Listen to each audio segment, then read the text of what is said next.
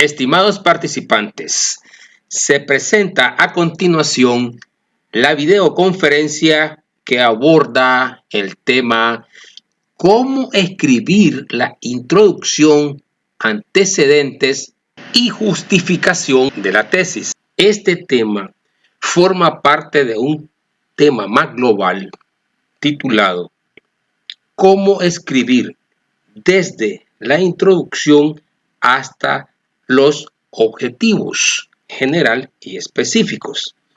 Por razones didácticas, aquí se presenta esta primera videoconferencia, cómo escribir la introducción, los antecedentes y la justificación. Inmediatamente después le sigue la videoconferencia que aborda el tema cómo escribir el planteamiento del problema y los objetivos general y específicos.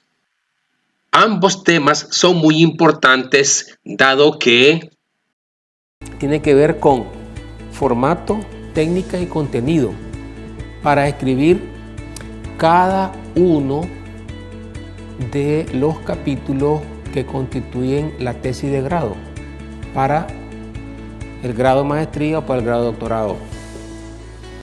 Este es un tema muy controversial, es obvio. Es evidente que depende de la normativa de posgrado de cada universidad en la cual establezca los límites y contenido que debería de tener cada uno de los capítulos. Por lo tanto, en esta mañana vamos a referirnos a los contenidos que debería tener como posible contenido, como recomendaciones estándares, qué sería lo deseable, cómo se debería de hacer, pero en el entendido de que hay muchas variantes que va a depender fundamentalmente de la normativa de cada universidad. Y aún más, dentro de una universidad pueden haber normativas particulares para diferentes programas de posgrado, tanto de maestría como de doctorado. Y aún en las especialidades pueden haber particularidades también, de manera que no pretendemos que lo que digamos aquí sea lo único y válido que se pueda hablar de este tema. Simplemente vamos a dar algunos estándares bastante comunes, muy reconocidos, acerca de cómo elaborar cada uno de los capítulos de la tesis. El tema básicamente es formato, técnica y contenido de cada capítulo. Empecemos por la introducción. En principio, la introducción es un tema también sumamente controversial, pero más que el resto, porque si no se especifica qué introducción es, entonces hay confusión del concepto, porque hay introducción en protocolo cuando no se ha hecho nada. Entonces se escribe en futuro. Hay introducción en la tesis cuando ya se realizó todo y por lo tanto se escribe en tiempo pasado. Y tiene una amplitud y profundidad mayor.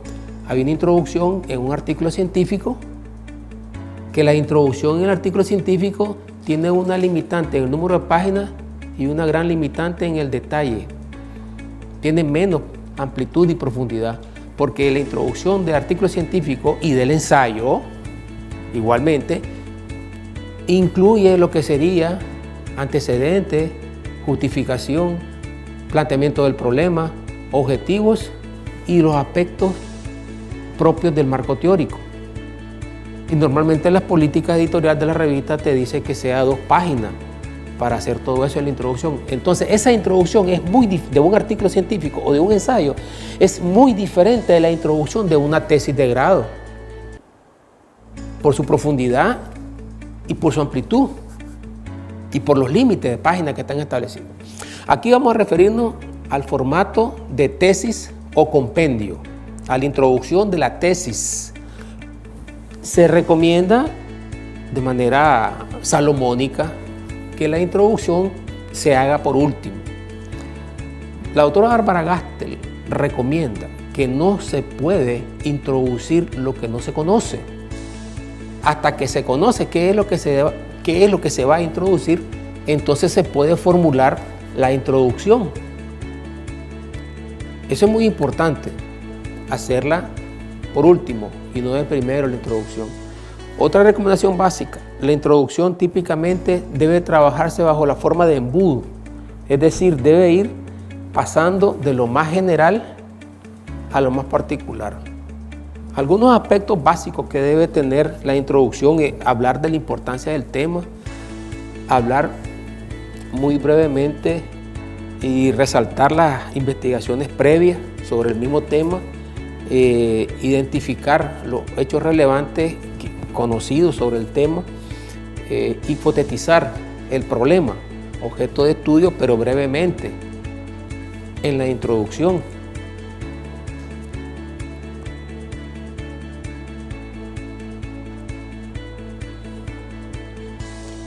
Y por supuesto es importante tomar en cuenta la recomendación del asesor sobre el contenido que debe tener, qué se le debe agregar o qué se le debe quitar. Pero básicamente va a abordar elementos de su relevancia, su importancia, los aspectos vinculados con ella y la problemática a abordar brevemente, en forma de hipótesis, brevemente. ¿Y por qué insisto lo de brevemente? Porque recuerden que hay un capítulo posterior sobre planteamiento del problema y hay un capítulo posterior sobre hipótesis de investigación. Entonces la introducción es como la entrada en un almuerzo, en un restaurante, y que le ponen a uno para saborear y dar lugar a que después venga el plato fuerte del almuerzo.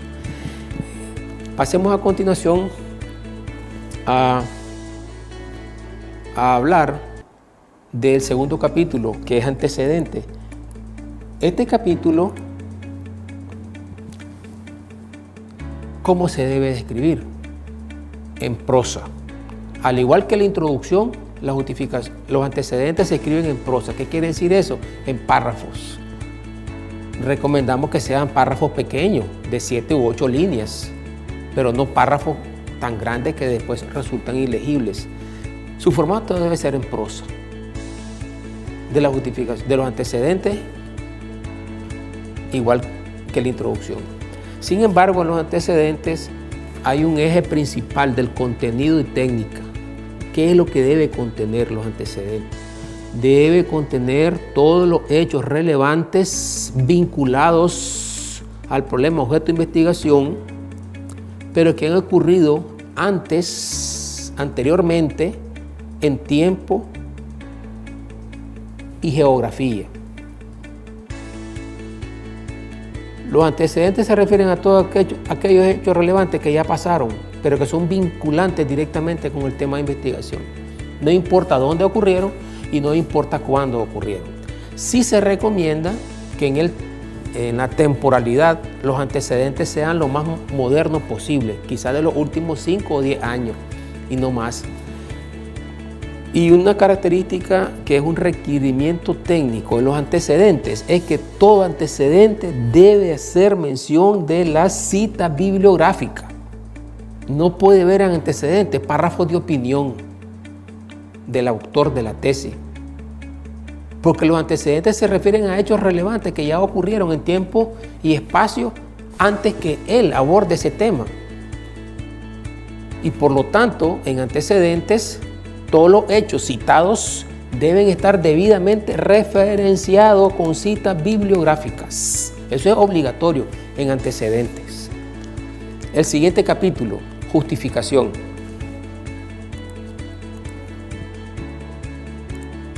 Justificación, ¿cuál es su formato? En prosas. Es decir, se escribe en párrafos. Igualmente, párrafo pequeño, moderado, de 7 a 8 líneas. Pero la justificación tiene como elemento central, se va a escribir en prosa o en párrafo, pero tiene como elemento central criterios sobre los cuales usted va a destacar la importancia de su investigación. Es poner de manifiesto y destacar los criterios profesionales de por qué es importante investigar ese problema, objeto de estudio. Recomendamos 5 criterios profesionales para desarrollar el capítulo de justificación, basado en las recomendaciones del libro de Canales, Alvarado y Pineda, 1994.